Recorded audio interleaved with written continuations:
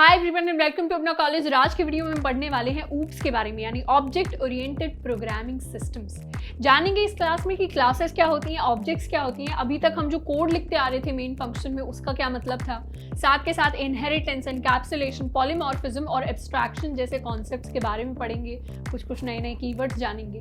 अब ऊप्स को पढ़ना इंपॉर्टेंट दो रीजंस की वजह से है। सबसे पहला ये कि आजकल मॉडर्न प्रोग्रामिंग लैंग्वेजेस जो हैं वो सारी ऊप्स के कॉन्सेप्ट्स पर बेस्ड हैं, इसीलिए हमें जानना बहुत ज़रूरी है कि ऊप्स काम कैसे करता है, ताकि अगर एक लैंग्वेज से दूसरी ऑब्जेक्ट ओरिएंटेड लैंग्वेज में शिफ्ट हो तो कॉन्सेप्ट्स हमारे जो हैं वो कोर्स से काफ़ी क्लियर हो।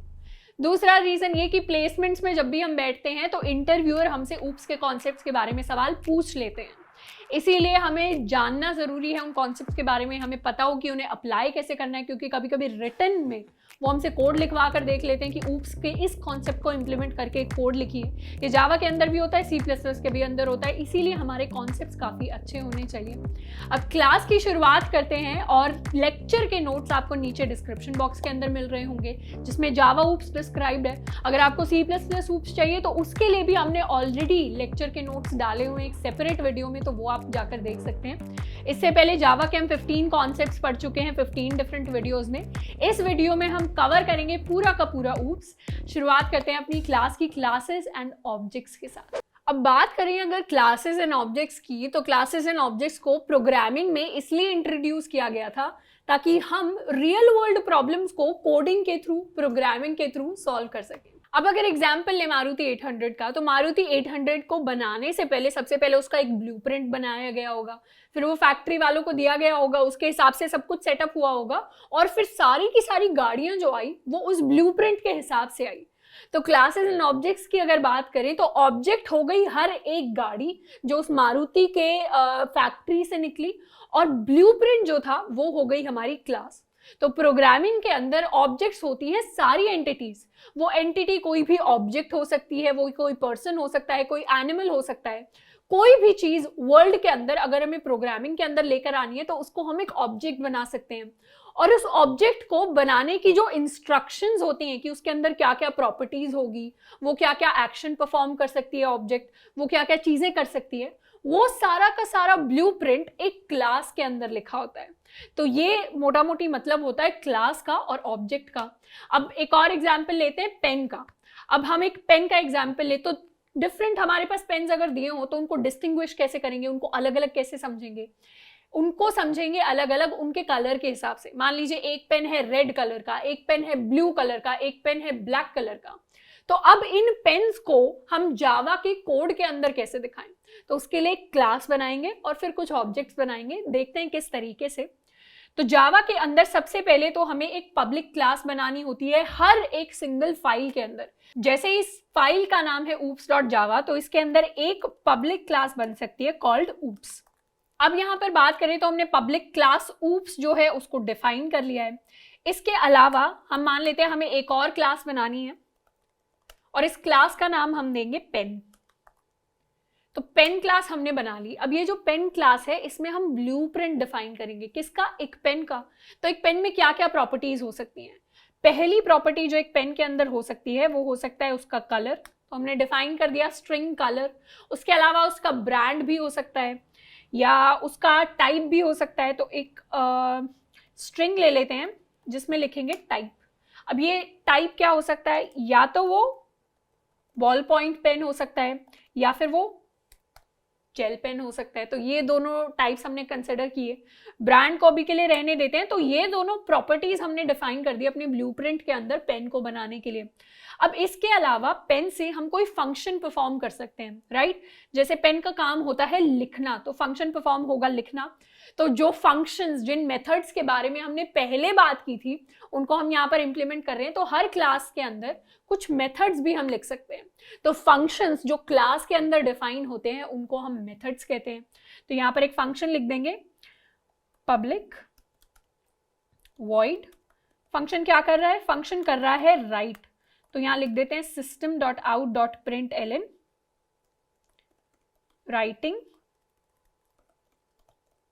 समथिंग। तो इस तरीके से हमने एक क्लास बना ली है, मतलब एक ब्लूप्रिंट बना लिया है पेन का। इस पेन के ब्लूप्रिंट में हमारे पास कलर है, उस पेन का टाइप है और एक फंक्शन है जो वो पेन परफॉर्म करता है, which is to write something. तो वो कुछ लिख देता है। अब हमने सिर्फ ब्लूप्रिंट बनाया है, हमने अभी मारुति 800 को बना के शोरूम से बाहर नहीं निकाला। अभी हम क्या करेंगे, अब हम बनाएंगे ऑब्जेक्ट्स। अब क्लासेस की ऑब्जेक्ट्स किस तरीके से बनाते हैं वो हम बनाने वाले हैं अपने मेन फंक्शन के अंदर। तो हमारा जो मेन फंक्शन है वो आता है हमारी पब्लिक क्लास के अंदर। ये पेन वाली क्लास अलग है और ये है हमारी पब्लिक क्लास ऊप्स। इसके अंदर लिखेंगे अपना main function, public static void main, जो जावा के अंदर एक स्ट्रिंग ऑफ आर्ग्यूमेंट्स लेता है। अब इस मेन फंक्शन के अंदर हम अपनी पहली ऑब्जेक्ट बनाने वाले हैं पेन की। उसको कुछ इस तरीके से बनाएंगे, पेन, यानी उसका टाइप क्या होगा, उसका टाइप होगा क्लास का नाम, मतलब पेन। और पेन 1 उसको हमने नाम दे दिया है, is equal to new pen. ये हो गए फंक्शन जैसे 2 पैरेंथेसिस। तो इस तरीके से हमने एक पेन को बना लिया। अब इस पेन के लिए हमें कलर और इसका टाइप डिफाइन करना है। तो मान लेते हैं ये एक ब्लू पेन है और जेल पेन है।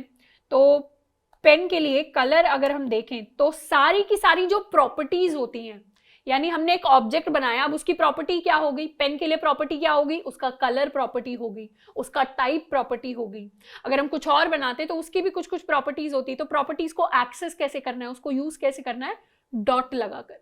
तो पेन 1 डॉट उसका colour is equal to blue. इस तरीके से हमने पेन 1 को कलर दे दिया ब्लू, और अब उसको अगर हमें टाइप देना हो, इज इक्वल टू जेल। तो इस तरीके से हमने पेन को कलर दे दिया, उसको टाइप दे दिया। अब मान लीजिए इस पेन से हमें कुछ लिखना है। अब प्रॉपर्टीज को तो हमने यूज कर लिया था डॉट लगाकर। अब इस मेथड को कैसे कॉल करें, मतलब इसको कैसे कॉल करवाएं इस पेन 1 के लिए। तो उसको कॉल करवाने के लिए हमें क्या करना पड़ेगा, दोबारा से डॉट लगाना पड़ेगा। तो डॉट लगाने से क्या होगा, हम कॉल करते हैं पेन 1 से हमें लिखना है तो डॉट राइट। कुछ इस तरीके से हमने पूरा का पूरा कोड एक लिख लिया है। अब इसको सेव करते हैं और एक बार इसको रन करके देखते हैं कि एक्चुअली आउटपुट क्या प्रोड्यूस होगा। तो हमारे पास जो आउटपुट निकल कर आया है उसके अंदर प्रिंट हुआ है राइट समथिंग। यानी क्या हुआ, सबसे पहले तो ब्लू कलर उसको असाइन हुआ, फिर जेल उसका टाइप असाइन हुआ, फिर ये राइट फंक्शन कॉल हुआ डॉट की हेल्प से, एंड उसके बाद ये system dot out dot print LN वाली लाइन कॉल हुई। तो कुछ इस तरीके से हमारे क्लासेस एंड ऑब्जेक्ट्स काम करते हैं। हर एक ऑब्जेक्ट के पास उसकी कुछ प्रॉपर्टीज होती हैं और उसके कुछ मेथड्स होते हैं। ये प्रॉपर्टीज होती हैं यही जैसे कलर हो गया, टाइप हो गया, इस तरीके की चीजें जो उसके साथ एसोसिएटेड होती हैं। साथ में होते हैं मेथड्स। तो इनको कहते हैं हमें क्लास के डेटा और मेंबर्स। डेटा और मेंबर्स यानी कि डेटा जो भी उसमें स्टोर्ड हो रहा है, यानी स्ट्रिंग इंट टाइप का कुछ डेटा, और मेंबर्स यानी उसके फंक्शंस। अब अगर हमें इस पेन के लिए उसका कलर और उसका टाइप अगर प्रिंट करवाना है तो एक और मेथड देखते हैं क्लास के अंदर, पब्लिक वॉइड प्रिंट कलर, और यहां पर हम लिखेंगे दिस डॉट कलर। अब ये दिस क्या होता है, दिस एक्चुअली जावा का एक कीवर्ड है। अब इस प्रिंट कलर फंक्शन को जो भी ऑब्जेक्ट कॉल कर रही होगी उसका ये कलर प्रिंट करवा देगा। और दिस क्या बताएगा, दिस इस फंक्शन को बताएगा कि इस फंक्शन को किस ऑब्जेक्ट ने कॉल किया है। अब जैसे अभी तो हमने सिर्फ एक ही कलर लिया था, एक ही पेन लिया था। अब हम क्या करते हैं, एक और पेन क्रिएट करते हैं। तो पेन 2 हमने क्रिएट किया जिसको नाम देंगे न्यू पेन, और इस न्यू पेन में हम कलर असाइन करते हैं ब्लैक।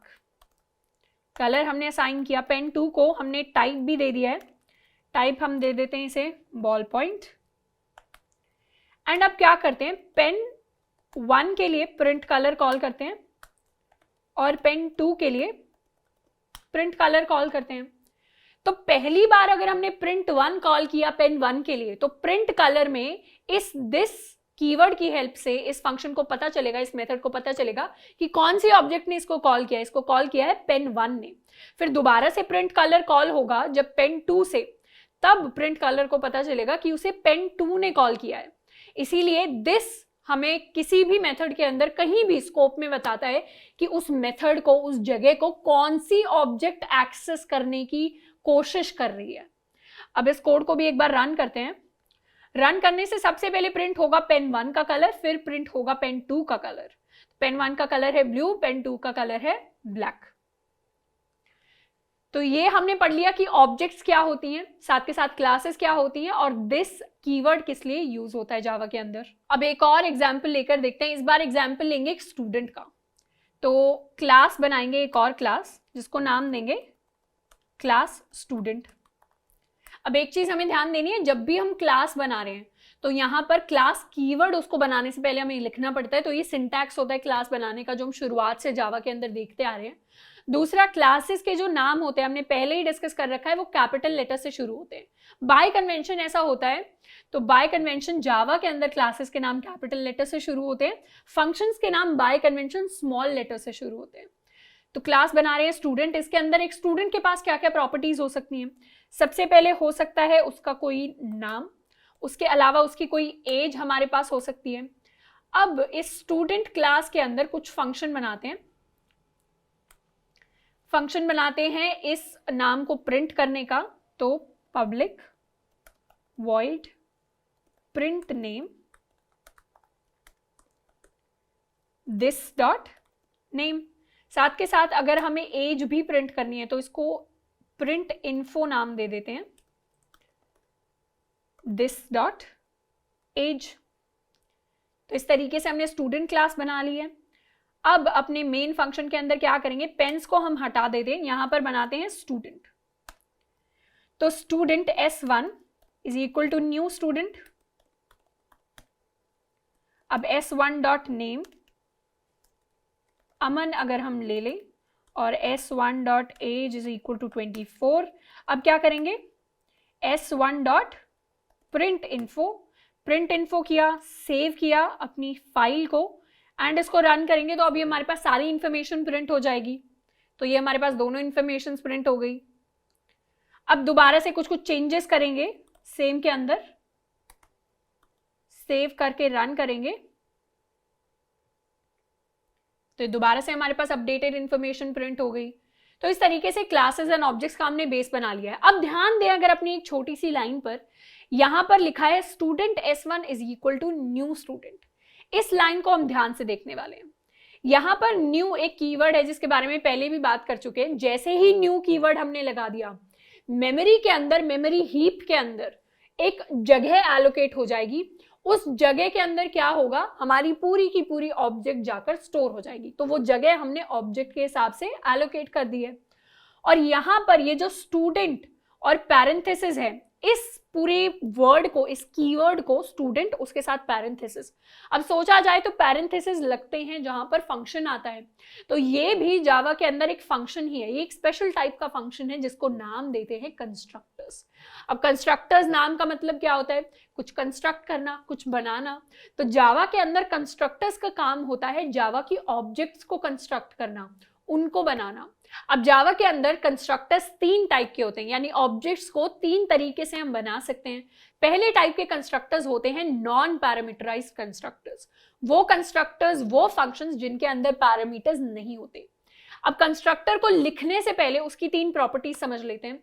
सबसे पहला, एक ऑब्जेक्ट का जो कंस्ट्रक्टर होगा या एक क्लास का जो कंस्ट्रक्टर होगा उसका सेम नाम होगा जो क्लास का नाम होगा, यानी कंस्ट्रक्टर का नाम और क्लास का नाम सेम होता है। अगर हम स्टूडेंट क्लास का कंस्ट्रक्टर बनाएं तो उसका नाम भी स्टूडेंट होगा। दूसरी चीज ये, कंस्ट्रक्टर्स कुछ रिटर्न नहीं करते। कंस्ट्रक्शंस मेथड्स ही होते हैं, फंक्शंस ही होते हैं, पर वो कुछ रिटर्न नहीं करते। ना उनका कोई रिटर्न टाइप होता है, यानी इंट, स्ट्रिंग, फ्लोट, ये सब उन पर नहीं चलता।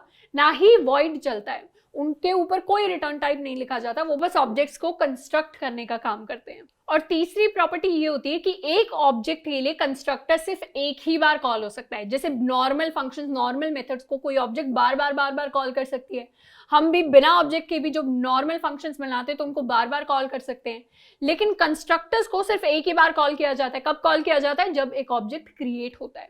अब पहले टाइप के कंस्ट्रक्टर की बात करें, यानी नॉन पैरामीटराइज्ड कंस्ट्रक्टर की बात करें, तो उसको हम कैसे बनाते हैं। जैसे स्टूडेंट क्लास के लिए हमें अगर कंस्ट्रक्टर बनाना है तो हम सबसे पहले लिखेंगे स्टूडेंट।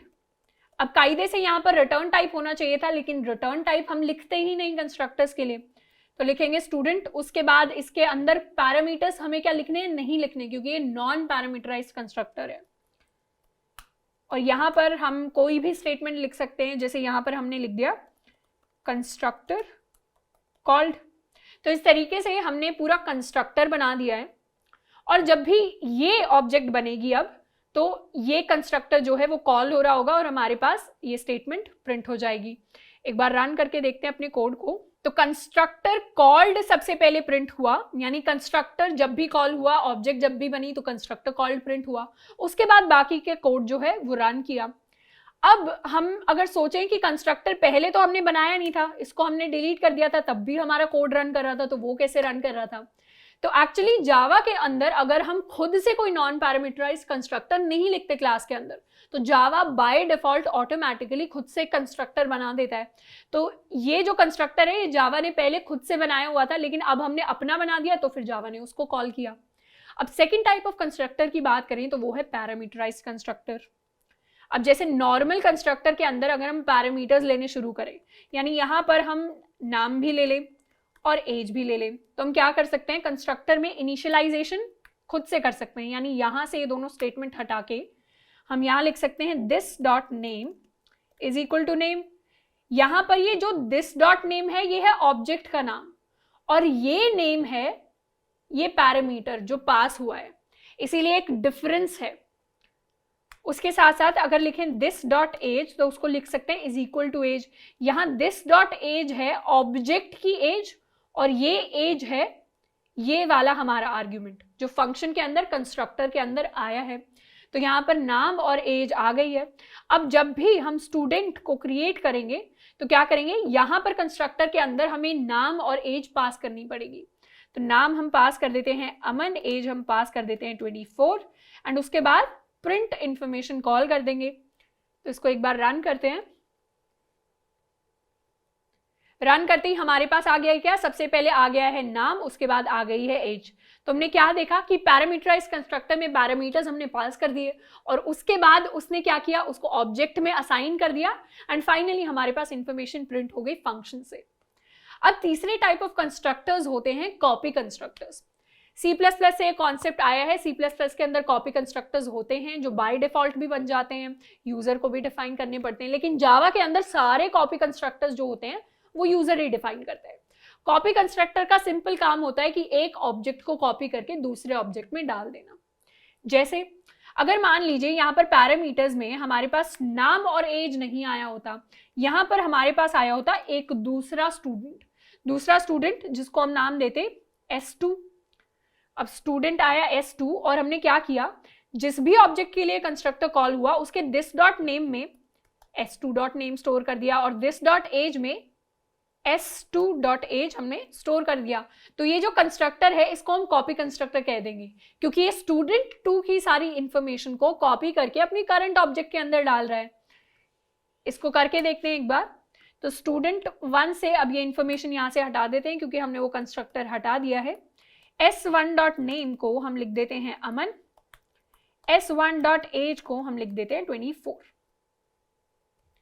अब क्या करेंगे, एक और स्टूडेंट बनाएंगे, स्टूडेंट S2 न्यू स्टूडेंट। अब इसके अंदर पास करेंगे हमारा S1, और फिर S2 की इंफॉर्मेशन को हम प्रिंट करेंगे। साथ के साथ अगर हमने कॉपी कंस्ट्रक्टर डिफाइन किया है तो उससे पहले हमें इसको भी कॉल जो है उसको सफिशिएंट कराना पड़े। अगर हमने कॉपी कंस्ट्रक्टर डिफाइन किया है तो साथ के साथ हमें ये वाला कंस्ट्रक्टर भी अब डिफाइन करना पड़ेगा, क्योंकि अब बाय डिफॉल्ट नहीं बन रहा। तो स्टूडेंट, तो एक सिंपल खाली कंस्ट्रक्टर हमने डिफाइन कर दिया। अब इसको सेव करके अगर रन करें तो हमारे पास आउटपुट में आया अमन और 24। और अपने कोड में अगर ध्यान से देखें तो S2 के लिए तो हमने कभी प्रॉपर्टीज डिफाइन ही नहीं करी, हमने डायरेक्टली क्या किया, S1 की प्रॉपर्टीज को S2 को असाइन कर दिया। तो इसी तरीके से अगर हमें ऑब्जेक्ट्स की कॉपी बनानी होती है तो हम कुछ इस तरीके से एक कंस्ट्रक्टर बना लेते हैं, उसके अंदर ऑब्जेक्ट पास कर लेते हैं और वो कॉपी कर देता है सारी प्रॉपर्टीज को। तो ये सारे के सारे हमारे कॉन्सेप्ट से related two objects in classes. साथ के साथ दिस हमने पढ़ा और पढ़ा कि कंस्ट्रक्टर्स क्या होते हैं। अब हम पढ़ेंगे ऊप्स के डिफरेंट कॉन्सेप्ट्स के बारे में। ऊप्स के अंदर 4 मेजर कॉन्सेप्ट्स होते हैं। पहला एब्स्ट्रैक्शन, एनकैप्सुलेशन, फिर इनहेरिटेंस एंड उसके बाद हमारा पॉलीमॉर्फिज्म। अब इन चारों कॉन्सेप्ट्स को हमें ध्यान से पढ़ना है। हम किसी भी ऑब्जेक्ट ओरिएंटेड लैंग्वेज की बात करें, ये चारों कॉन्सेप्ट उसके अंदर आते ही हैं। और एक बार हमने ये चारों कॉन्सेप्ट समझ लिए तो चाहे हम जावा से C++ में स्विच कर रहे हैं, C++ से जावा में स्विच कर रहे हैं, हमारे लिए चीजें बहुत आसान हो जाएंगी। अब जिस तरीके से वर्ल्ड में बैलेंस होता है वैसे जावा के अंदर भी बैलेंस होता है। मतलब जो ऑब्जेक्ट क्रिएट हुई है उसको डिस्ट्रॉय करने के लिए भी कोई मैकेनिज्म होगा। जैसे कंस्ट्रक्टर्स होते हैं वैसे डिस्ट्रक्टर्स भी होते हैं, क्योंकि प्रोग्रामर्स बहुत स्मार्ट हैं। अब C++ के अंदर तो जैसे हम कंस्ट्रक्टर्स लिखते हैं वैसे ही हम एक और फंक्शन लिख सकते हैं डिस्ट्रक्टर नाम से, लेकिन जावा के अंदर ये मैकेनिज्म ऑटोमेटिक होता है, यानी हमें डिस्ट्रक्टर कभी लिखना ही नहीं पड़ता। जावा के अंदर ऑटोमेटिक गार्बेज कलेक्टर होता है। गार्बेज कलेक्टर क्या करता है, जो ऑब्जेक्ट यूज नहीं हो रही, जो वेरिएबल यूज नहीं हो रहा, जो मेमोरी बस खा रहा है, उसको ऑटोमेटिकली डिलीट कर देता है। तो काफ़ी इंटेलिजेंट तरीके से वो डिटेक्ट करता है कि क्या ये ऑब्जेक्ट यूज हो रही है कहीं और कोड में, अगर नहीं हो रही तो उसको ऑटोमेटिकली डिलीट कर देता है। इसीलिए हमें खुद से क्लासेस के अंदर डिस्ट्रक्टर लिखने की ज़रूरत ही नहीं पड़ती। इसीलिए जावा काफ़ी एफिशिएंट लैंग्वेज है, हमारा काम बहुत कम कर देती है। तो जब भी जावा के अंदर आपसे कोई पूछे कि डिस्ट्रक्टर्स कैसे लिखते हैं, तो जावा में डिस्ट्रक्टर्स नहीं लिखते, क्योंकि जावा के अंदर होता है गार्बेज कलेक्टर। अब जिस कॉन्सेप्ट को हम डिस्कस करने वाले हैं उसका नाम है पॉलीमॉर्फिज्म। पॉलीमॉर्फिज्म 2 शब्दों से मिलकर बना है, पॉली और मॉर्फिज्म। पॉली यानी मैनी, बहुत ज्यादा है, मॉर्फिज्म यानी फॉर्म्स। जब हम एक ही काम को अलग अलग तरीके से जावा के अंदर करते हैं तो उसको हम कह देते हैं पॉलीमॉर्फिज्म। अब पॉलीमॉर्फिज्म के 2 टाइप्स होते हैं। पहला होता है फंक्शन ओवरलोडिंग, दूसरा होता है फंक्शन ओवरराइडिंग। पहला टाइप कंपाइल टाइम पॉलीमॉर्फिज्म है, दूसरा टाइप रन टाइम पॉलीमॉर्फिज्म है। यहां पर हम सिर्फ कंपाइल टाइम पॉलीमॉर्फिज्म को डिस्कस करेंगे। रन टाइम पॉलीमॉर्फिज्म को जब इनहेरिटेंस नाम का टॉपिक पढ़ेंगे इसी वीडियो के अंदर बाद में, तब हम डिस्कस कर रहे होंगे, क्योंकि वो तब यूज होता है। कंपाइल टाइम पॉलीमॉर्फिज्म की अगर बात करें, यानी फंक्शन ओवरलोडिंग की बात करें, तो आसान भाषा में इसका मतलब है कि हम डिफरेंट फंक्शंस क्रिएट कर देते हैं, पर उन सारे फंक्शंस के सेम नाम होते हैं। मतलब वो फंक्शंस अलग अलग चीजें कर रहे होते हैं पर उनके नाम सेम है। अब उनके नाम हमने सेम क्यों रखे, वो इस एग्जाम्पल को हम देखेंगे तो हमें ज्यादा अच्छे से समझ में आएगा। अब हमने पहले बनाई थी एक स्टूडेंट क्लास, इसके अंदर 2 प्रॉपर्टीज हमने डिफाइन की थी। अब मान लेते हैं हमें एक फंक्शन क्रिएट करना है, पब्लिक वॉइड प्रिंट इन्फो। अब इस प्रिंट इन्फो फंक्शन के अंदर हम अपना कोई पैरामीटर पास करेंगे। मान लीजिए इन्फॉर्मेशन में हमें सिर्फ नेम दिखाना है, तो नेम हमने पास कर दिया और उसको हमने लिख दिया प्रिंट नेम। अब एक और फंक्शन अगर हम बनाएं, पब्लिक वॉइड प्रिंट इन्फो नाम से ही, और उसके अंदर हम पास कर दें एज, और इस फंक्शन के अंदर हमें क्या करना है, एज को प्रिंट करवाना है स्टूडेंट की। और एक तीसरा फंक्शन हम लिखें, public void print info string name int age, and यहां पर हम दोनों चीजें प्रिंट करवाने वाले हैं, यानी नेम प्लस हमारी एज। अब हमने ये 3 फंक्शंस बना दिए सेम क्लास के अंदर और तीनों फंक्शंस का नाम सेम है। इस चीज को, इस इंप्लीमेंटेशन को जावा के अंदर या इवन C++ के अंदर पॉलीमॉर्फिज्म कहते हैं, यानी हमने सेम फंक्शन को बार बार अलग अलग पर्पस के लिए यूज कर लिया। अब इससे फायदा क्या हुआ कि हम some object dot print info call करेंगे, उसके अंदर जो भी इंफॉर्मेशन हमें प्रिंट करवानी होगी सिर्फ वो पास करेंगे, तो ऑटोमेटिकली वो देख लेगा कि कौन से फंक्शन में उसको जाकर वो इंफॉर्मेशन प्रिंट करवानी है। जैसे अगर हमारे पास ऑलरेडी एक स्टूडेंट है S1 और S1 के लिए हमें प्रिंट करवानी है सिर्फ उसकी एज, तो हम कॉल करेंगे प्रिंट इन्फो और उसमें पास कर देंगे S1 की एज, और इसको सेव करके अगर रन करें तो हमारे पास आउटपुट में क्या आएगा, हमारे पास आउटपुट में आएगा 24। उसी तरीके से मान लेते एज के साथ हमें उसका नाम भी प्रिंट करवाना था, तो डॉट नेम, दोबारा से इसे कॉल लगाते हैं। कॉल लगाए तो हमारे पास आ गया हमारा नाम और हमारी एज। तो कुछ इस तरीके से डिफरेंट फंक्शंस जब उनके सेम नाम होते हैं तो जावा के अंदर इस कॉन्सेप्ट को कहते हैं फंक्शन ओवरलोडिंग। ओवरलोड करना यानी सेम नाम के फंक्शंस को एक ही क्लास के अंदर क्रिएट करना। अब ऐसा नहीं है कि हम यहां पर लिख दें public void print info string name और public void print info string उसकी क्लास, यानी कुछ कुछ रूल्स हैं जो हमें फॉलो करने पड़ते हैं ओवरलोडिंग को इम्प्लीमेंट करने के लिए। सबसे पहला ये कि कोई ना कोई डिफरेंशिएटिंग फैक्टर होना चाहिए इन फंक्शंस के अंदर, या तो इन फंक्शंस के रिटर्न टाइप अलग अलग होने चाहिए, यानी अगर हमें स्ट्रिंग नेम और दूसरे में भी स्ट्रिंग नेम करना है तो एक का रिटर्न टाइप वॉइड होगा तो दूसरे का रिटर्न टाइप वॉइड नहीं हो सकता। दूसरी चीज, या अगर इनके रिटर्न टाइप सेम है तो फिर इनके अंदर पैरामीटर्स के टाइप अलग अलग होने चाहिए। एक में अगर स्ट्रिंग टाइप का आर्ग्यूमेंट है तो दूसरे के अंदर इंटीजर, फ्लोट, बूलियन कुछ और होना चाहिए। अगर ये भी सेम है तो इनके अंदर नंबर ऑफ आर्ग्यूमेंट्स अलग अलग होने चाहिए। यानी एक फंक्शन के अंदर अगर हमने public void print info string name दे दिया तो दूसरे फंक्शन के अंदर भी अगर हम public void print info string name दे रहे हैं तो हमें एक और आर्ग्यूमेंट ऐड करना पड़ेगा, नहीं तो एरर आ जाएगा। अगर यहां से हम इंट एज हटा दें तो फिर एरर आएगा हमारे कोड के अंदर।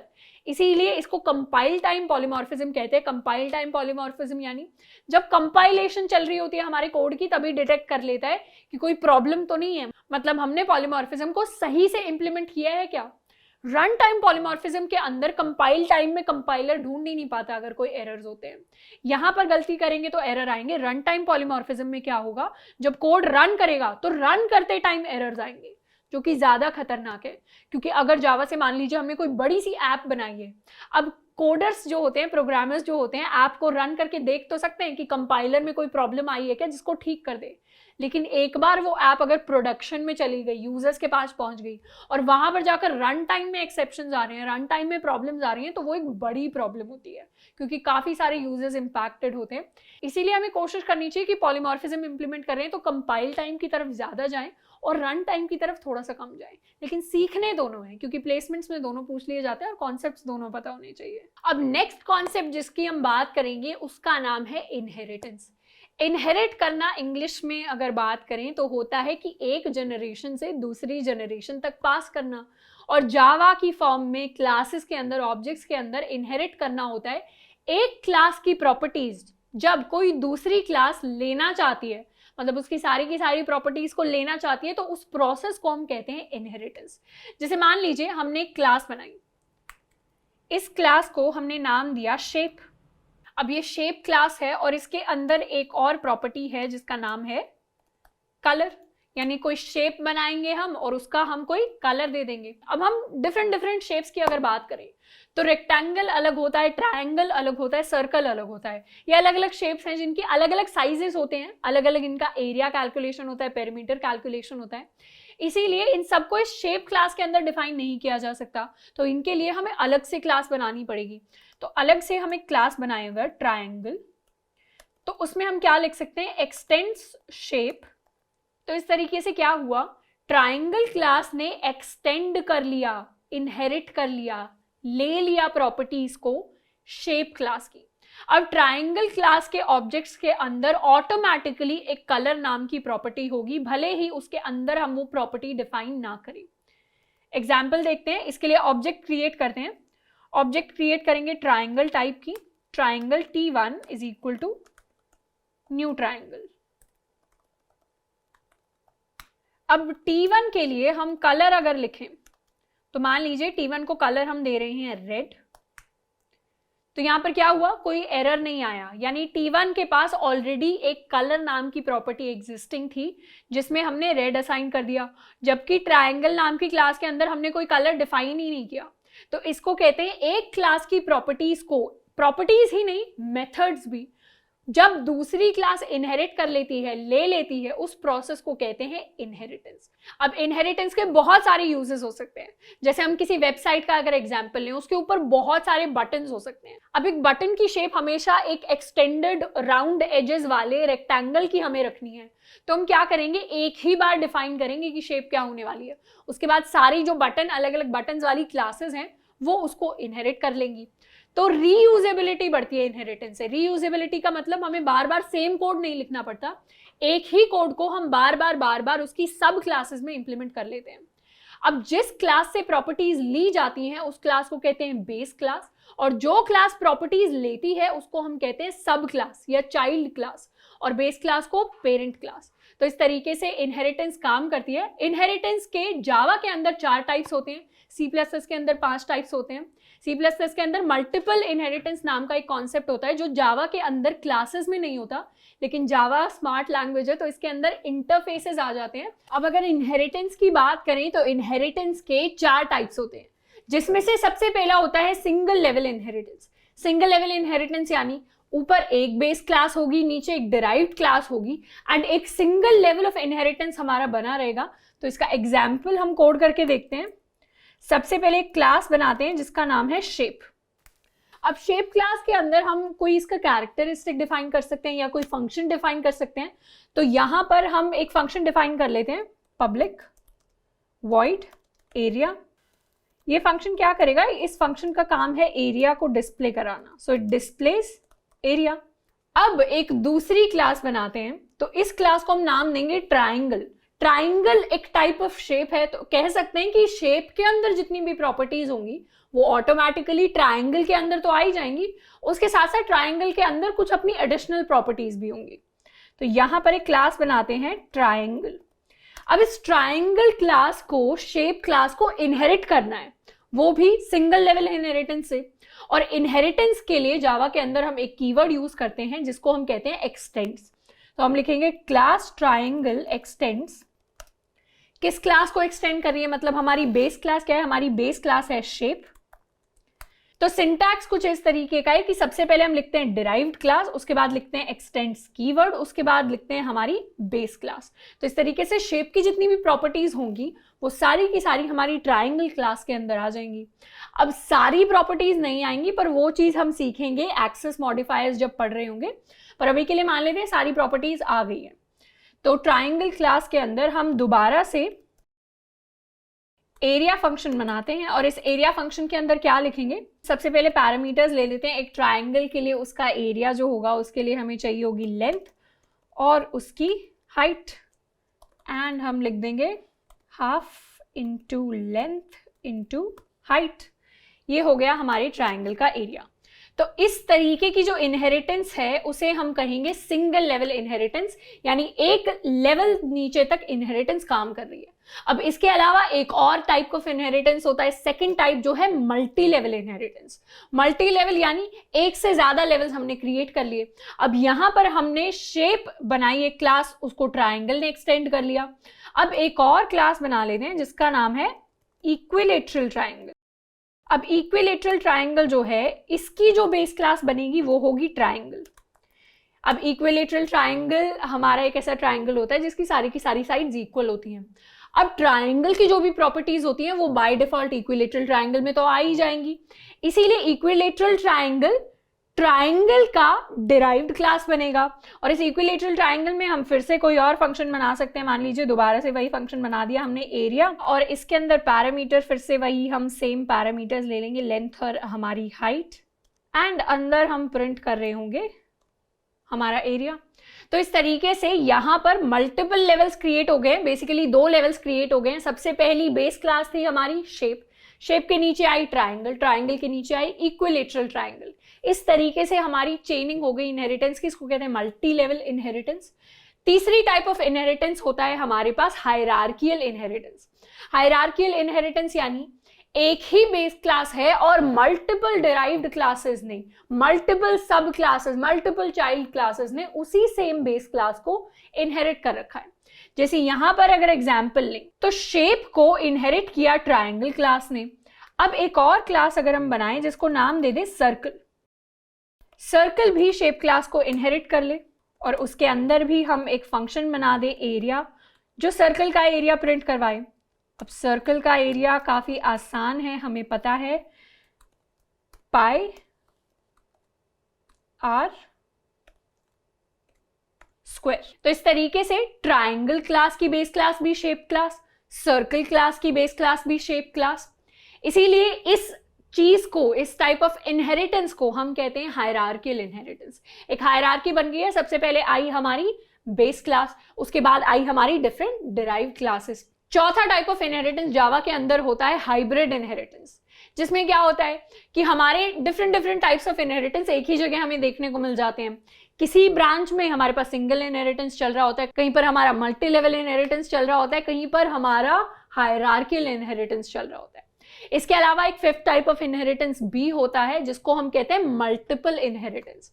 अब मल्टीपल इनहेरिटेंस क्लासेस की फॉर्म में जावा के अंदर नहीं होता, C++ में होता है। जावा के अंदर हम इंटरफेसेस को यूज करते हैं उसे इंप्लीमेंट करने के लिए, और वो हम देख रहे होंगे आगे जाकर कि कैसा होता है, किस तरीके से इंप्लीमेंट होता है। यहां पर हमने अपने इनहेरिटेंस को कंप्लीट कर लिया है। नेक्स्ट जिस टॉपिक की हम बात करेंगे वो होने वाला है एनकैप्सुलेशन। अब एनकैप्सुलेशन को पढ़ने से पहले हम दो चीजें सीख लेंगे कि हमारे पैकेजेस क्या होते हैं जावा के अंदर, दूसरा हमारे एक्सेस मॉडिफायर्स क्या होते हैं। अब सबसे पहले बात करते हैं पैकेजेस की। एक पैकेज की अगर बात करें तो हमें पता है पैकेज का इंग्लिश में मतलब क्या होता है। पैकेज होता है कि एक कार्टन आपने ले लिया, उसके अंदर रिलेटेड जो सामान है उसको आपने डाल दिया, यानी एक जैसे सामान को। जैसे एक पैकेज आपने पेन्स का बना दिया, एक पैकेज आपने इरेजर्स का बना दिया, एक पैकेज आपने पेंसिल्स का बना दिया। उसी तरीके से कोड में भी चीजें लॉजिकली लिखनी होती हैं। लॉजिकली यानी सामान इस तरीके से फैला नहीं होना चाहिए, क्योंकि thousands of lines of codes हम लिख देते हैं जब भी हम बड़ी बड़ी कंपनीज में काम कर रहे हैं, और हमेशा कोई नया बंदा टीम के अंदर आता है तो वो उसी कोड को पढ़ के सीख रहा होता है, तो उसके लिए डिफिकल्ट हो जाता है चीजें करना। हम भी एक महीने बाद भूल जाते हैं कि हमने क्या कोड लिखा था, इसलिए कोड को बहुत अच्छे से लिखना होता है ताकि मतलब समझ में आए। अब उसी अच्छे तरीके से गुड फॉर्मेट में कोड को लिखने का एक तरीका है पैकेजेस बनाना जावा के अंदर। पैकेजेस के अंदर हम रिलेटेड कोड लिखते हैं। जैसे अगर इसका एग्जाम्पल लें तो अगर हम एक वेबसाइट की बात करें तो वेबसाइट के अंदर काफ़ी सारी चीज़ें हो सकती हैं। उसके अंदर कोई एक चीज़ हो सकती है जो सिर्फ बटन्स को हैंडल कर रही है, कोई एक चीज़ हो सकती है जो उसके सिर्फ कलर को हैंडल कर रही है या उसका लुक कैसा होने वाला है उसको हैंडल कर रही है। एक चीज़ हो सकती है जो यूज़र के डेटा को हैंडल कर रही है। अब ये तीन अलग अलग पार्ट्स हो गए एक वेबसाइट के। तो इनके लिए अगर हमें कोई इनबिल्ट फंक्शंस बनाने हैं तो हम क्या कर सकते हैं, उसकी जो प्रॉपर्टीज़ होंगी सारी अच्छी अच्छी, उनके लिए हम अलग पैकेज बना दें। उसके बटन्स की जो प्रॉपर्टीज होंगी उसके लिए अलग पैकेज बना दें। साथ के साथ उसमें यूजर का जो डेटा है उसको चेंज करने की, मॉडिफाई, डिलीट, ऐड करने की जो सारी की सारी चीजें होंगी, फंक्शनैलिटी होगी, उसके लिए अलग पैकेज बना दें। तो इस तरीके से पैकेजेस के अलग अलग काम होते हैं। अब जावा के अंदर बात करें तो जावा के अंदर दो टाइप ऑफ पैकेजेस होते हैं। पहले वो जो जावा के अंदर पहले से एग्जिस्ट करते हैं जिन्हें हम कहते हैं बिल्ट इन पैकेजेस। दूसरे वो होते हैं जो यूजर खुद बनाते हैं, यानी हम खुद अपने पैकेजेस बना सकते हैं। अब यहाँ पर सबसे पहले बात करें बिल्ट इन पैकेजेस की, तो हमने रियलाइज नहीं किया होगा पर हम आज तक काफी सारे जावा के पैकेजेस यूज करते आ चुके हैं। जैसे अगर हमें इस क्लास के अंदर मान लीजिए कुछ इनपुट लेना है तो हमें स्कैनर क्लास यूज करनी पड़ेगी, और स्कैनर क्लास को यूज करने के लिए हमें अपने कोड के ऊपर एक स्टेटमेंट लिखनी पड़ती है, import java.util.star। इसके बाद हम स्कैनर क्लास को यूज कर पाते हैं। तो एक्चुअली ये java.util जो है ये एक पैकेज है जावा के अंदर, जिसके अंदर ऑलरेडी काफी सारी रिलेटेड क्लासेस हैं, मतलब यूटिलिटी क्लासेस है, यूटिलिटी फंक्शंस है जिनको हम डायरेक्टली यूज कर सकते हैं। इसके अलावा और भी काफी सारे होते हैं, जैसे अगर हम लिंक्ड लिस्ट आगे पढ़ेंगे, डेटा स्ट्रक्चर्स की जब बात करेंगे, हम स्टैक्स पढ़ेंगे, क्यूज पढ़ेंगे, काफी सारी hash map, linked hash map, trees के बारे में पढ़ेंगे, तो उस टाइम पर हम क्लासेस का, उस टाइम पर हम पैकेजेस का बहुत ज्यादा यूज करेंगे। तो वहां पर वो सारी चीजें भी पैकेजेस होती हैं, ये भी पैकेज है। पैकेज इज बेसिकली कि रिलेटेड आइटम्स, रिलेटेड जो चीजें हैं उनको आप एक साथ डाल दें ताकि ऑर्डर बना रहे, ताकि लॉजिक बना रहे कोड लिखने का। अब सबसे पहले हम एक पैकेज क्रिएट करेंगे, उसके लिए एक नई क्लास, एक नई फाइल बनाते हैं। इस फाइल को हम नाम देते हैं बैंक, तो इसको नाम देंगे पब्लिक क्लास बैंक। अब इसके अंदर क्या करेंगे, इसको सबसे पहले स्टोर कर लेंगे bank.java के नाम से, और अब एक नया फोल्डर बना लेते हैं। नए फोल्डर को भी नाम दे देते हैं बैंक, और इस फाइल को वहां पर स्टोर कर लेते हैं। सबसे पहले इसमें पैकेज का नाम भी हम बैंक दे देते हैं। तो सेव कर लिया, इसे हमने उठाकर रख दिया अपने बैंक नाम के फोल्डर के अंदर। तो यहाँ पर हो गया हमारा पैकेज और हमारी बैंक क्लास। अब इस बैंक क्लास के अंदर हम बैंक से रिलेटेड सारी इंफॉर्मेशन स्टोर करेंगे, जिसमें हो सकता है हमारे एम्प्लॉयज की इंफॉर्मेशन हो, हमारे जितने अकाउंट्स क्रिएट हुए हैं उसकी इंफॉर्मेशन हो। तो सबसे पहले एक क्लास बना लेते हैं जिसको नाम देंगे हम अकाउंट। अब इस अकाउंट क्लास के अंदर हम क्या करेंगे, कुछ कुछ बेसिक इंफॉर्मेशन स्टोर कर लेंगे, जिसमें से सबसे पहली हो सकती है हमारा स्ट्रिंग नेम, इसे कर देते हैं पब्लिक।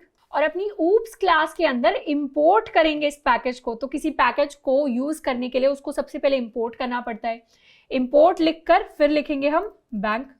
तो इस तरीके से हमने बैंक नाम का जो पैकेज है उसकी सारी जो पब्लिक चीजें हैं उसको इंपोर्ट कर लिया है, और यहाँ पर उन्हें यूज कर लेंगे। तो यहाँ लिखेंगे बैंक डॉट अकाउंट के नाम का हम अकाउंट 1 बनाएंगे, न्यू बैंक डॉट अकाउंट, और यहाँ पर अकाउंट 1 को हम नाम दे देंगे, किसके लिए अकाउंट खुला है, हमारे कस्टमर 1 के लिए।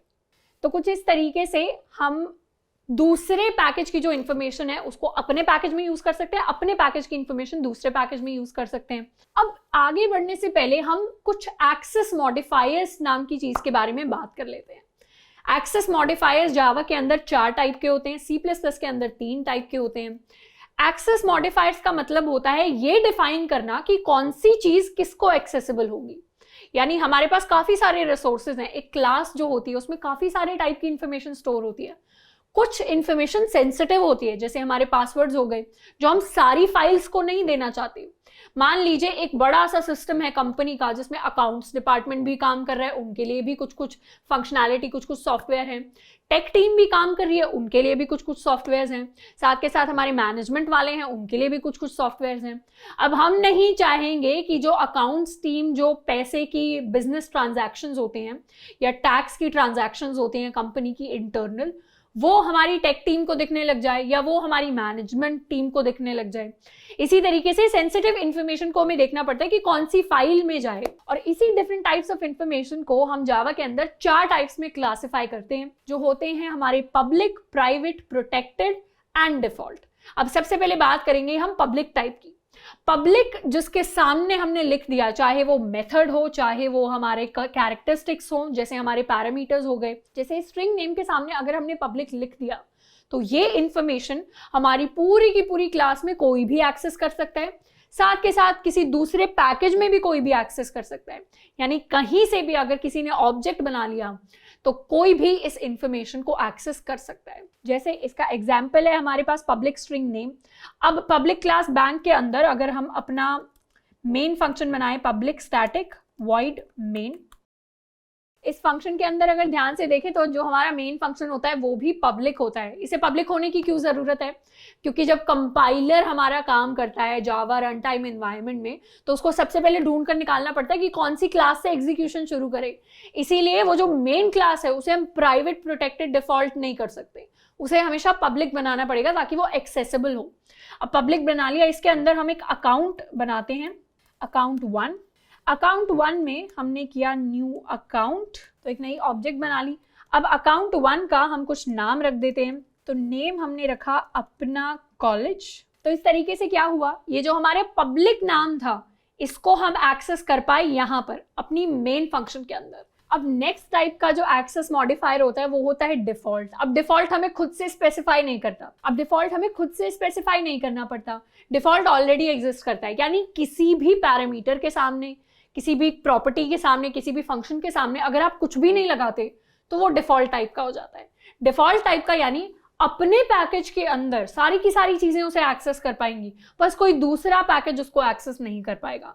यानी अगर जिस भी फाइल में हमने पैकेज का नाम बैंक रख दिया, सिर्फ वही पैकेजेस हमारे डिफॉल्ट को एक्सेस कर पाएंगे। अब यहां से अगर हम पब्लिक हटा दें तो ये जो नेम हो जाएगा ये हो जाएगा हमारे डिफॉल्ट टाइप का। अब तीसरे टाइप का एक्सेस मॉडिफायर हमारे पास होता है प्रोटेक्टेड। प्रोटेक्टेड यानी उसे अपने पैकेज में तो सारी चीजें एक्सेस कर सकती है, साथ के साथ अगर दूसरे पैकेज में करना है तो सिर्फ सब क्लासेस एक्सेस कर सकती हैं, बाकी कोई एक्सेस नहीं कर सकता। यानी यहाँ पर अगर हम प्रोटेक्टेड लिख दें और फिर लिखें कोई स्ट्रिंग ईमेल, तो ये ईमेल जो इंफॉर्मेशन है इसे सिर्फ दूसरे पैकेज में सब क्लासेस ही एक्सेस कर पा रही होंगी और करंट पैकेज में कोई भी एक्सेस कर सकता है। तो यहाँ पर हम जो अकाउंट 1 हमने लिया उसके लिए ईमेल हम लिख देते हैं अपना college@gmail.com। चौथे टाइप का एक्सेस मॉडिफायर हमारे पास होता है प्राइवेट। प्राइवेट को क्लास के बाहर कोई भी एक्सेस नहीं कर सकता, सिर्फ एक क्लास के अंदर ही उसको एक्सेस किया जा सकता है। यानी अकाउंट के अंदर कुछ भी चीज अगर प्राइवेट होगी तो सिर्फ अकाउंट क्लास एक्सेस कर पाएगी, ना उसकी सब क्लासेस एक्सेस करेंगी, ना उसके पैकेज में कोई और क्लास एक्सेस करेगी, ना किसी बाहर के पैकेज को एक्सेस करने दिया जाएगा। यानी ये जो बैंक क्लास है ये भी अकाउंट क्लास की प्राइवेट चीजों को एक्सेस नहीं कर सकती। जैसे अगर यहाँ पर हम बना दें प्राइवेट स्ट्रिंग पासवर्ड, तो यहाँ पर अगर हम कोशिश करें कि अकाउंट 1 का हम पासवर्ड सेट कर दें ABCD, तो वो पॉसिबल नहीं होगा। यहाँ पर एरर आ गया, the field account password is not visible, यानी इस बैंक क्लास को अकाउंट क्लास के जो प्राइवेट चीजें हैं जैसे उसका पासवर्ड वो विजिबल ही नहीं है, उसको आप रीसेट कर ही नहीं सकते। अब सवाल आता है तो फिर प्राइवेट चीज़ों को हम एक्सेस कैसे करते हैं? तो उनके लिए जावा के अंदर एक कॉन्सेप्ट होता है गेटर्स एंड सेटर्स का। तो जब भी कोई चीज़ प्राइवेट होती है तो जावा के अंदर हम दो टाइप के फंक्शंस बना देते हैं। पहले टाइप ऑफ फंक्शंस को हम कह देते हैं गेटर्स। गेटर्स यानी उस प्राइवेट चीज़ की आप इन्फॉर्मेशन वापस दे दीजिए, और दूसरे टाइप ऑफ फंक्शंस होते हैं सेटर्स, यानी उस प्राइवेट चीज़ की आप कोई वैल्यू सेट कर दीजिए। तो इस तरीके से हम डायरेक्टली उस प्राइवेट चीज़ को एक्सेस नहीं कर रहे, इंस्टेड उसके लिए फंक्शन बना लिए। यानी हमें क्या करना है, पासवर्ड को अगर गेट करना है तो उसके लिए एक फंक्शन बना लेते हैं, पब्लिक स्ट्रिंग गेट पासवर्ड। अब गेट पासवर्ड के अंदर हम क्या करेंगे, रिटर्न कर देंगे दिस डॉट पासवर्ड को, और दिस डॉट पासवर्ड को रिटर्न कर दिया तो ये हो गया हमारा गेटर। अब इसके साथ साथ एक सेटर भी बना सकते हैं, हम चाहें तो कुछ केसेस में पासवर्ड खुद से डिफाइन कर सकते हैं और उसके लिए सेटर नहीं बनाएं। तो यहाँ पर कर देते हैं सेट पासवर्ड, और यहाँ पर कोई स्ट्रिंग ले लेते हैं पास नाम से, और दिस डॉट पासवर्ड को हम सेट कर देते हैं स्ट्रिंग पास से। तो यहाँ पर इसे कर देते हैं पब्लिक वॉइड, क्योंकि ये कुछ रिटर्न नहीं करेगा। तो ये हमने बना दिया गेटर, ये हमने बना दिया सेटर। अब यहाँ पर हम क्या करेंगे, सबसे पहले पासवर्ड को सेट करेंगे, तो सेट पासवर्ड में पास करेंगे अपना पासवर्ड ABCD, एंड उसके बाद हम प्रिंट करवा देंगे तो account1 डॉट गेट पासवर्ड, तो गेट पासवर्ड करके पासवर्ड को प्रिंट करवा देंगे। इसको अगर सेव करें और इसे रन करें तो हमारे लिए प्रिंट होना चाहिए हमारे account1 का पासवर्ड, एंड हमारे लिए आउटपुट में आया है ABCD। तो कुछ इस तरीके से हम प्राइवेट प्रॉपर्टीज को, प्राइवेट फंक्शंस को एक्सेस करते हैं।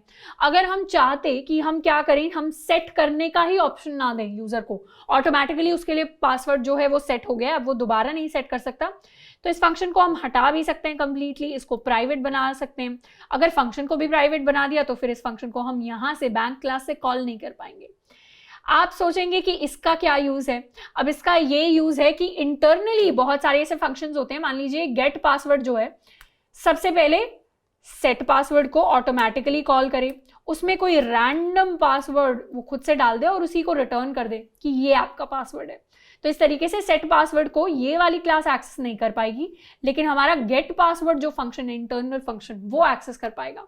तो इस तरीके से काफी सारे ऊप्स के कॉन्सेप्ट्स बनाकर बहुत सारी लॉजिकल चीजें इंप्लीमेंट हो सकती हैं रियल वर्ल्ड प्रॉब्लम्स को सॉल्व करने के लिए। अब हमने पढ़ लिए पैकेजेस और एक्सेस मॉडिफायर्स। अब बात करते हैं कि हमारे एनकैप्सुलेशन नाम के कॉन्सेप्ट का क्या मतलब हुआ।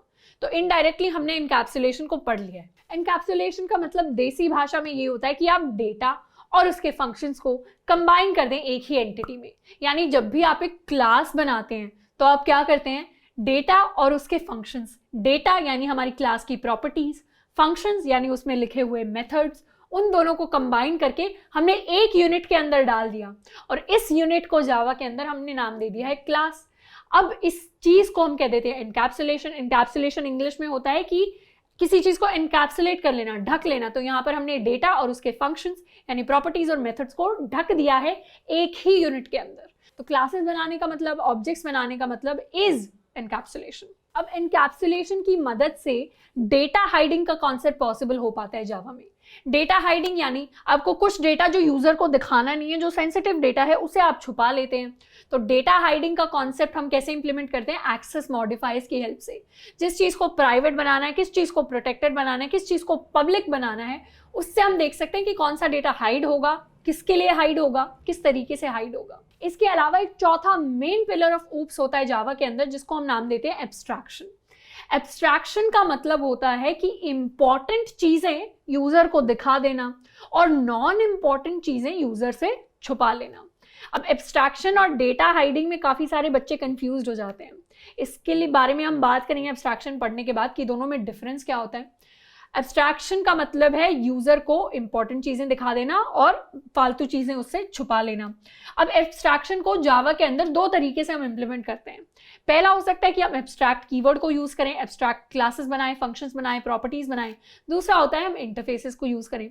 सबसे पहले डिस्कस करेंगे कि एब्स्ट्रैक्ट क्लास नाम की चीज क्या होती है और ये एब्स्ट्रैक्शन क्या चीज होती है। तो अपनी ओरिजिनल क्लास ऊप्स के अंदर हम आ जाते हैं, इसे कर देते हैं सेव करके खत्म। तो ये है हमारी क्लास और इसके अंदर हम डिस्कस करेंगे एब्स्ट्रैक्शन। अब मान लीजिए हमें क्या करना है, हमें एक एनिमल बनाना है। तो एनिमल के लिए सबसे पहले हम मोटा मोटी एक ब्लूप्रिंट बना लेंगे, उसके बाद हम डिफरेंट टाइप्स ऑफ एनिमल्स को बनाएंगे।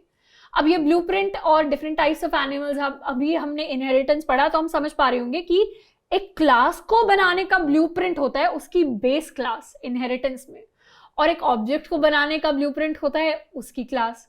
तो सबसे पहले हम एक एनिमल का ब्लूप्रिंट बना लेते हैं, फिर डिफरेंट डिफरेंट एनिमल्स को क्रिएट करते हैं। अब एक क्लास बनाते हैं एनिमल नाम से। इस क्लास के अंदर कुछ फंक्शंस होंगे। पहला फंक्शन हम रख लेते हैं पब्लिक वॉइड वॉक। तो एनिमल वॉक कर सकता है, इस तरीके का हमने एक फंक्शन बना लिया है। अब इस एनिमल क्लास को एक नई क्लास इनहेरिट करेगी, उस क्लास को हम नाम देते हैं हॉर्स। तो क्लास हॉर्स क्या कर रही है, एक्सटेंड कर रही है एनिमल को, जिसके अंदर हम फिर से वॉक फंक्शन लिखते हैं पब्लिक वॉइड वॉक, और इस वॉक फंक्शन के अंदर हम कुछ डिस्प्ले कराएंगे, वॉक्स ऑन 4 लेग्स। अब एक और क्लास बना लेते हैं जिसको हम क्या नाम दे देते हैं, जिसको नाम दे देते हैं हम चिकन। तो चिकन भी एक टाइप का एनिमल होता है। X tends animal public void walk, और इसमें भी हम कुछ डिस्प्ले करा देते हैं वॉक्स ऑन 2 लेग्स, जितना मुझे याद आ रहा है। तो अब हमने 2 क्लासेस बना दिए, हॉर्स क्लास, चिकन क्लास। दोनों क्लासेस एनिमल को एक्सटेंड करती हैं और सबके अंदर हमने एक वॉक फंक्शन बना दिया। अब सवाल ये उठता है कि जब भी हम हॉर्स बना रहे होंगे या चिकन बना रहे होंगे तो उसके लिए क्या हमें एनिमल क्लास में क्या लिखा था वो देखने की जरूरत है, क्योंकि एनिमल क्लासेस की जितनी भी प्रॉपर्टीज हैं वो तो directly horse class, chicken class के अंदर आ ही रही हैं। तो क्या हम वहां पर जाकर देखें, क्या यूजर के पास ये राइट हो कि वो एनिमल को जाके भी वॉक करा सके? तो यहाँ पर एक तरीके से एनिमल क्लास जो है वो इररेलेवेंट है, उसकी चीजें हमें यूजर को दिखाने की जरूरत नहीं है। और एनिमल का एनीवेज हम कोई ऑब्जेक्ट तो बनाएंगे नहीं, क्यों? क्योंकि एनिमल कोई स्पेसिफिक एनिमल तो है ही नहीं जिसका हमें ऑब्जेक्ट बनाना पड़े। हम हॉर्स से नया हॉर्स क्रिएट कर सकते हैं, चिकन से नया चिकन क्रिएट कर सकते हैं, एनिमल का कोई टाइप ही नहीं है, तो एनिमल हमें बनाने की जरूरत नहीं है। तो इस क्लास को हम कर देंगे एब्स्ट्रैक्ट क्लास। एब्स्ट्रैक्ट क्लास कैसे किया, इसमें हमने लिख दिया कीवर्ड एब्स्ट्रैक्ट। एब्स्ट्रैक्ट का इंग्लिश की भाषा में मतलब होता है कि कोई कॉन्सेप्ट है, कोई एब्स्ट्रैक्शन यानी एक ख्याल है, एक ब्लूप्रिंट है, उसको सच नहीं करना है, वो सच नहीं है, वो बस एग्जिस्ट करता है, उसके बारे में हम सोच सकते हैं, उसके बारे में हम उसको क्रिएट कर सकते हैं, पर उसको एक्चुअली यूज नहीं कर सकते। तो एनिमल क्लास भी कुछ वैसी है जिसको एक कॉन्सेप्ट की तरह हमने बना दिया कि एनिमल होता होगा कुछ जिसमें 3-4 चीजें होती होंगी, लेकिन एक्चुअल एनिमल जो बनेंगे वो तो हॉर्स और चिकन बनेंगे ना, एनिमल कुछ नहीं है, वो बस एक कॉन्सेप्ट है। इस तरीके से हमने उसे बना दिया एब्स्ट्रैक्ट। और अब एब्स्ट्रैक्ट क्लास के अंदर हम क्या कर सकते हैं, कुछ प्रॉपर्टीज, कुछ फंक्शंस को भी एब्स्ट्रैक्ट बना सकते हैं। जैसे इस वॉक फंक्शन का कोई काम नहीं है, ये फंक्शन बस एग्जिस्ट करता है। अब हम चाहते हैं कि जो भी एनिमल क्लास बने उसमें वॉक फंक्शन तो हो ही हो, क्योंकि सारे एनिमल्स वॉक कर पाए, इसीलिए इस वॉक फंक्शन को रखना है, पर इसका कोई काम नहीं है, इसे यहाँ पे यूज नहीं करना। तो हम इस फंक्शन को भी एब्स्ट्रैक्ट बना सकते हैं और यहाँ पर लिख सकते हैं एब्स्ट्रैक्ट वॉइड वॉक। और इस फंक्शन को अगर हमने एब्स्ट्रैक्ट बना दिया तो अब इसका इंप्लीमेंटेशन लिखने की जरूरत नहीं है, यानी यहाँ पर सीधा सेमीकोलन लगाकर हम इसको खत्म कर सकते हैं कि वॉक नाम का एक फंक्शन होगा जो हर टाइप के एनिमल में एग्जिस्ट करना चाहिए। तो इस तरीके से हॉर्स और चिकन बनाएंगे तो उनमें भी वॉक नाम का एक फंक्शन होगा जो आ जाएगा। तो ये हमारी हो गई एब्स्ट्रैक्ट क्लास। अब यहाँ पर जब हमने एनिमल बनाया तो उसके लिए हमारे पास आ गया वॉक, उसके लिए आ गया हमारे पास चिकन। अब मेन क्लास में क्या करेंगे, एक हॉर्स टाइप का हॉर्स बना लेते हैं और उसके लिए हम कॉल कर लेते हैं डॉट वॉक। इसको सेव करते हैं और एक बार रन करते हैं तो हमारे आउटपुट में हमारे पास आएगा वॉक्स ऑन 4 लेग्स। तो इस तरीके से एब्स्ट्रैक्शन हो गई। एब्स्ट्रैक्शन किस तरीके से हो गई, ऊप्स क्लास के अंदर या जब भी हम कोई ऑब्जेक्ट बना रहे हैं तो यहाँ पर अगर हम एनिमल टाइप का एक ऑब्जेक्ट बनाएंगे, animal is equal to new animal करके, तो यहाँ पर क्या हुआ, एनिमल के लिए चलिए एक बार वॉक कॉल करके देखते हैं। इसको सेव करते हैं, रन करते हैं। तो जैसे ही हम एनिमल के लिए कोड रन करेंगे यहाँ पर एक एरर आएगा, can not instantiate the type animal. यहाँ पर इंस्टेंशिएट यानी इनिशिएट करना, क्रिएट करना। यहाँ पर हम एनिमल टाइप के ऑब्जेक्ट को बना ही नहीं सकते। क्यों नहीं बना सकते, क्योंकि एनिमल एक एब्स्ट्रैक्ट कॉन्सेप्ट है, बस कॉन्सेप्ट है, ब्लूप्रिंट है, उसको एक्चुअली नहीं क्रिएट किया जा सकता। और यहाँ पर जिस टाइप का हमने एरर फेस किया इसको कहते हैं रन टाइम एरर। कंपाइलेशन में यहाँ पर कोई रेड लाइन नहीं आई, जब उसको रन किया तभी एरर आया, तो वो है रन टाइम एरर। इसीलिए अगर हम ऊप्स के कुछ कॉन्सेप्ट्स को अगर गलत यूज कर देते हैं तो कंपाइलेशन में कभी कभी डिटेक्ट नहीं कर पाते, जब एक्चुअली उनको यूज करना होता है रन टाइम पे तब उन्हें डिटेक्ट करते हैं। इसलिए ऊप्स के कॉन्सेप्ट्स को काफी अच्छे से पढ़ना पड़ता है। अब थोड़ी सी कुछ प्रॉपर्टीज देखते हैं हमारी एब्स्ट्रैक्ट क्लास की। पहली प्रॉपर्टी है abstract class must be declared with abstract keyword.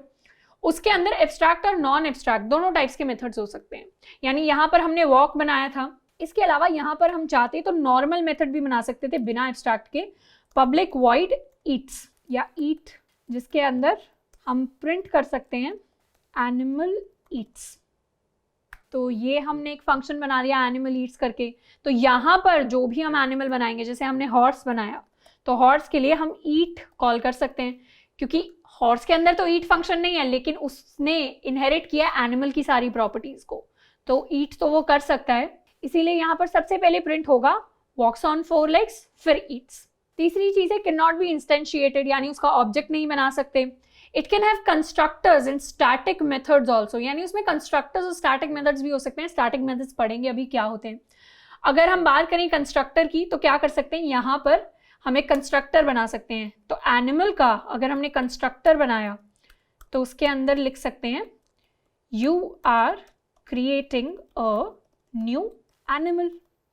इसे सेव कर लेते हैं एंड यहाँ ये दोनों हटाकर अगर हम हॉर्स के अंदर भी एक कंस्ट्रक्टर बनाए हॉर्स नाम का, यहाँ पर लिखेंगे क्रिएटेड अ हॉर्स। इस कोड में हमने क्या किया, एक एनिमल नाम का कंस्ट्रक्टर बना दिया एनिमल क्लास में, एक हॉर्स नाम का कंस्ट्रक्टर बना दिया हॉर्स क्लास में। और अब इस कोड को रन करें तो मेन फंक्शन के अंदर ध्यान से देखें क्या कर रहे हैं, एक हॉर्स नाम की बस ऑब्जेक्ट बना रहे हैं।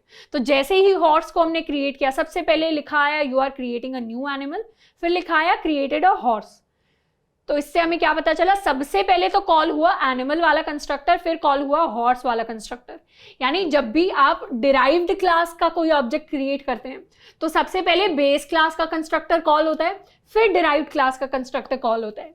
इस कॉन्सेप्ट को जावा के अंदर कंस्ट्रक्टर चेनिंग कहते हैं, यानी चेन ऑफ कंस्ट्रक्टर्स रन करती है जब भी आप इनहेरिटेंस में ऑब्जेक्ट बनाने की कोशिश करते हैं। उसके बाद बात करें तो it can have final methods which will force the subclass not to change the body of the method. यानी कुछ कुछ ऐसे भी फंक्शंस होते हैं जो फाइनल हो सकते हैं, जिसमें अगर आप चाहें तो आप वही सारे के सारे फंक्शन वैसे के वैसे इंप्लीमेंट करना चाहते हैं। जैसे अगर हमने हर्बीवोर्स बना दिया तो इसमें ईट्स के अंदर हम लिखना चाहेंगे कि हर्बीवोर जो एनिमल्स हैं वो सारे के सारे प्लांट्स ही खाएंगे, उसमें आप चेंज नहीं कर सकते। तो इस तरीके के कॉन्सेप्ट्स ऊप्स के अंदर चलते रहते हैं। अब नेक्स्ट बात करते हैं सेकंड टाइप ऑफ एब्स्ट्रैक्शन की, जो यूज करता है इंटरफेसेस को। इंटरफेसेस के अंदर प्योर एब्स्ट्रैक्शन होती है। यहाँ पर क्या हुआ, एनिमल नाम का हमने फंक्शन बना दिया जिसको हॉर्स भी यूज कर सकता है, चिकन भी यूज कर सकता है, और ये फंक्शन जो है एब्स्ट्रैक्ट नहीं है, फिर भी जावा ने अलाउ कर दिया। तो ये प्योर एब्स्ट्रैक्शन नहीं है। प्योर एब्स्ट्रैक्शन क्या करेगी, सारी यूजलेस इंफॉर्मेशन हाइड कर लेगी और सारी जो है यूजफुल इंफॉर्मेशन यूजर के लिए उसे दिखा देगी। तो ऐसा प्योर एब्स्ट्रैक्शन जावा के अंदर आता है इंटरफेसेस की हेल्प से। इंटरफेसेस क्लास जैसे ही होते हैं, बस कुछ उनमें फिक्स्ड प्रॉपर्टीज होती हैं। इंटरफेसेस को डिफाइन करते हैं इंटरफेस कीवर्ड से। तो हम लिखेंगे इंटरफेस और उसके बाद लिख देंगे जो भी इंटरफेस का नाम रखना चाहते हैं। तो हम एनिमल नाम रखना चाहते हैं। अब इस इंटरफेस एनिमल में हम क्या करना चाहते हैं, एक वॉक्स फंक्शन बनाना चाहते हैं। तो लिख देंगे वॉइड वॉक। तो ये हमारा पूरा का पूरा एनिमल जो है वो डिफाइन हो गया। अब यहाँ पर हम चाहें कि एनिमल का हम कंस्ट्रक्टर बना दें तो वो पॉसिबल नहीं है, उसमें हमारा एरर आ गया क्योंकि इंटरफेसेस के कंस्ट्रक्टर्स नहीं हो सकते। अब अगर चाहें कि यहाँ पर हम बना दें वॉइड ईट नाम का एक फंक्शन, तो उसके अंदर एरर आ गया क्योंकि एनिमल के अंदर, इंटरफेसेस के अंदर कोई भी नॉन एब्स्ट्रैक्ट फंक्शन नहीं होना चाहिए, ना ही फंक्शन की इंप्लीमेंटेशन होनी चाहिए। तो उसको हम नहीं इंप्लीमेंट कर सकते। एनिमल की जो प्रॉपर्टी होगी उसको स्पेसिफिक एनिमल ही इंप्लीमेंट करेगा। यानी अगर हम बनाएंगे क्लास हॉर्स और इंटरफेसेस को अब यहाँ पर एक्सटेंड नहीं करते, इंटरफेसेस को जावा के अंदर इंप्लीमेंट करते हैं, तो लिखेंगे कीवर्ड इंप्लीमेंट्स एनिमल। और इंटरफेस को इंप्लीमेंट कर लिया यानी उसको यूज कर लिया तो उसकी सारी प्रॉपर्टीज आ गई। तो अब हमें क्या करना है, एनिमल का जो ये वॉक फंक्शन था इसे हमें दोबारा इंप्लीमेंट करना पड़ेगा। यहाँ पर सिर्फ उसको डिफाइन किया है, हॉर्स के अंदर इंप्लीमेंट करना पड़ेगा। तो लिखेंगे void walk walks on 4 legs। यहाँ पर लिख देते हैं पब्लिक, यहाँ भी लिख देते हैं हम पब्लिक। तो यहाँ पर हॉर्स के लिए हम कॉल कर पाएंगे वॉक। रिकैप करते हैं, एनिमल नाम का इंटरफेस बनाया, उसके अंदर हमने एक एब्स्ट्रैक्ट फंक्शन बनाया, फिर हॉर्स ने इंप्लीमेंट किया एनिमल को और उसने इस फंक्शन को इंप्लीमेंट किया यानी यूज किया। अब इंटरफेसेस की भी कुछ प्रॉपर्टीज पढ़ लेते हैं। इंटरफेसेस होते हैं जिसमें सारी फील्ड्स जो होती हैं, मतलब जो भी हम वेरिएबल्स डिफाइन करते हैं, वो बाय डिफॉल्ट पब्लिक, स्टैटिक और फाइनल होती हैं। पब्लिक, स्टैटिक और फाइनल यानी अगर यहाँ पर एनिमल में मान लीजिए हमने लिखी एक प्रॉपर्टी इंट आईज, अब नंबर ऑफ आईज अगर हमें डिफाइन करनी है तो वो यहाँ पर फिक्स्ड नंबर ऑफ आईज ही हम डिफाइन कर सकते हैं, यानी एनिमल के लिए ये जो प्रॉपर्टीज होंगी ये सारे एनिमल्स के लिए सेम होंगी, इसको हम चेंज नहीं कर सकते। तो ये स्टैटिक रहेगी यानी सारे के सारे एनिमल्स के लिए सेम होगी, फाइनल रहेगी, वैल्यू हमेशा फिक्स्ड रहेगी, और पब्लिक रहेगी यानी सबके पास एक्सेसिबल होंगी। दूसरी प्रॉपर्टी है methods are public and abstract by default. अब यहाँ पर क्या है, ये मेथड हमने वॉइड बनाया, अगर यहाँ से हम पब्लिक हटा भी दें तो भी ये मेथड बाय डिफॉल्ट एब्स्ट्रैक्ट भी है और पब्लिक भी है। इसके सामने एब्स्ट्रैक्ट कीवर्ड लिखने की जरूरत नहीं है, पब्लिक कीवर्ड भी लिखने की जरूरत नहीं है, लेकिन हॉर्स में जब हम वॉक को इंप्लीमेंट करें तब उसको सामने हमें पब्लिक कीवर्ड लिखना पड़ेगा। अगर ये पब्लिक कीवर्ड हम हटा देंगे यहाँ से तो एरर आ जाएगा। एरर इसलिए आएगा क्योंकि यहाँ पर अगर पब्लिक नहीं लिखा वॉक के सामने तो बाय डिफॉल्ट एक्सेस मॉडिफायर होगा डिफॉल्ट, लेकिन हमारे पास होना चाहिए पब्लिक। इसका तो बाय डिफॉल्ट पब्लिक ही है क्योंकि एक इंटरफेस है। अब हमने इनहेरिटेंस की बात की थी तो उसमें मल्टीपल इनहेरिटेंस को डिस्कस किया था। मल्टीपल इनहेरिटेंस यानी दो बेस क्लासेस है और एक सिंगल डिराइव्ड क्लास, उन दोनों को यूज कर रही है। अब वो क्लासेस में पॉसिबल नहीं है जावा के अंदर, लेकिन इंटरफेसेस से कर सकते हैं। कैसे? अगर हम इंटरफेस बनाए एनिमल और एक और इंटरफेस बना दें जिसको नाम दे दें हर्बीवोर, तो इस इंटरफेस के अंदर हम कर सकते हैं एनिमल को भी इंप्लीमेंट कर सकते हैं हॉर्स में और हर्बीवोर को भी इंप्लीमेंट कर सकते हैं, क्योंकि हॉर्स एक एनिमल भी है और एक हर्बीवोर भी है कि सिर्फ प्लांट्स खाता है। तो इस तरीके से दोनों क्लासेस की प्रॉपर्टी एक साथ ले ली है हॉर्स ने। इसको हम कहते हैं मल्टीपल इनहेरिटेंस, जो जावा के अंदर क्लासेस से नहीं होता, इंटरफेसेस से होता है। ये काफी बार इंटरव्यू में सवाल पूछ लिया जाता है, इसीलिए एम्फेसिस डाला है, इसीलिए याद होना चाहिए हमें। अब हमने काफी सारे कॉन्सेप्ट्स डिस्कस कर लिए हैं, एक लास्ट चीज, छोटी सी चीज और डिस्कस कर लेते हैं जिसका नाम है स्टैटिक। जावा के अंदर स्टैटिक कीवर्ड हमने बार बार देखा होगा, स्पेशली जब भी हम मेन फंक्शन लिखते हैं। मेन फंक्शन को लिखते हैं पब्लिक स्टैटिक वॉइड मेन। अब उसमें मेन का हमें मतलब पता है, वॉइड का मतलब पता है, पब्लिक का मतलब भी पता चल गया, उसमें स्टैटिक का क्या मतलब होता है। जावा के अंदर स्टैटिक एक स्पेशल कीवर्ड होता है। स्टैटिक का मतलब वो चीज जो सबके लिए एक्सेसिबल है, पब्लिक की तरह नहीं। स्टैटिक हम उन प्रॉपर्टीज को बताते हैं जो क्लास के लिए कॉमन होती है। जैसे अगर हम एक एग्जाम्पल लें एक क्लास का, मान लीजिए एक क्लास बनाते हैं स्टूडेंट। तो स्टूडेंट क्लास के अंदर हम सबसे पहले उसका स्ट्रिंग कुछ नेम डिफाइन कर लेंगे, फिर क्या करेंगे, उसके स्कूल का नाम डिफाइन करेंगे। अब सोचे अगर तो हर एक स्टूडेंट के लिए क्या स्कूल का नाम अलग अलग होने वाला है? नहीं, वो पूरी स्टूडेंट क्लास के लिए सेम स्कूल का नाम हम रखने चाहते हैं, तो उसके लिए क्या करेंगे, इसको कर देंगे स्टैटिक। तो जैसे ही हमने स्कूल को स्टैटिक बना दिया, यानी स्टूडेंट क्लास के जितने भी ऑब्जेक्ट्स बनेंगे उन सब के लिए स्कूल का नाम सेम होगा। इसको देखते हैं कैसे। मेन फंक्शन के अंदर क्या करेंगे, सबसे पहले स्टूडेंट डॉट स्कूल करेंगे। अभी तक हम स्टूडेंट क्लास का पहले ऑब्जेक्ट बनाते थे, फिर डॉट करके चीजों को एक्सेस करते थे, लेकिन जिन चीजों को हम स्टैटिक बनाते हैं, स्टैटिक मेथड, स्टैटिक वेरिएबल्स, उनको हम क्लास के नाम से एक्सेस कर सकते हैं। यानी स्टूडेंट डॉट स्कूल को हम यहाँ पर लिख सकते हैं JMV, तो कोई एरर नहीं आया। तो इस तरीके से डायरेक्टली हम स्टैटिक चीजों को एक्सेस कर सकते हैं, क्योंकि वो क्लास की चीजें हैं, वो ऑब्जेक्ट की चीजें नहीं है। ऑब्जेक्ट की चीज होगी उसकी प्राइवेट चीजें जो उसके लिए बनी है, जैसे उसका नाम। जो स्टैटिक हो गया वो तो सारे के सारे ऑब्जेक्ट्स के लिए कॉमन है। अब स्टूडेंट डॉट स्कूल में हमने कुछ नाम लिख दिया, अब एक स्टूडेंट भी बना लेते हैं। student1 is equal to new student, और student1 के लिए नाम हम लिख देते हैं, मान लीजिए हमने लिख दिया टोनी। तो इस तरीके से नाम हमने लिख दिया, तो student1 डॉट नेम किया, लेकिन स्कूल किया क्योंकि वो स्टैटिक है तो उसके लिए स्टूडेंट डॉट स्कूल। लेकिन यहाँ पर हम प्रिंट भी करवा सकते हैं student1 के लिए उसका स्कूल। सेव करके अगर इसे रन करें तो हमारे लिए क्या प्रिंट होकर आएगा, student1 का स्कूल जो है JMV। लेकिन अगर कल को मान लीजिए स्कूल का नाम चेंज हो गया, तो स्कूल का नाम जो भी चेंज हो जाएगा, मान लीजिए JMV की जगह अगर ABC हो गया, तो उसके बाद सारे के सारे स्टूडेंट्स के लिए एक साथ स्कूल का नाम चेंज हो जाएगा। तो स्टैटिक हम उन प्रॉपर्टीज को, उन चीज़ों को बनाते हैं जिनको हम चाहते हैं कि वो कॉमन रहे। अब अगर स्कूल का नाम अलग अलग रखते, अलग अलग स्टोर करते, तो क्या करना पड़ता है, हर एक स्टूडेंट के लिए जाकर अपडेट करना पड़ता है। यहाँ पर एक ही बार में सबके लिए अपडेट कर देंगे। ऐसे ही कुछ फंक्शंस भी स्टैटिक हो सकते हैं जो क्लास के होते हैं, जो क्लास की हेल्प से हम कॉल करते हैं, जैसे public static void change school, तो सारे स्टूडेंट्स के लिए अगर हम स्कूल चेंज करें तो यहाँ पर कर सकते हैं school is equal to new school.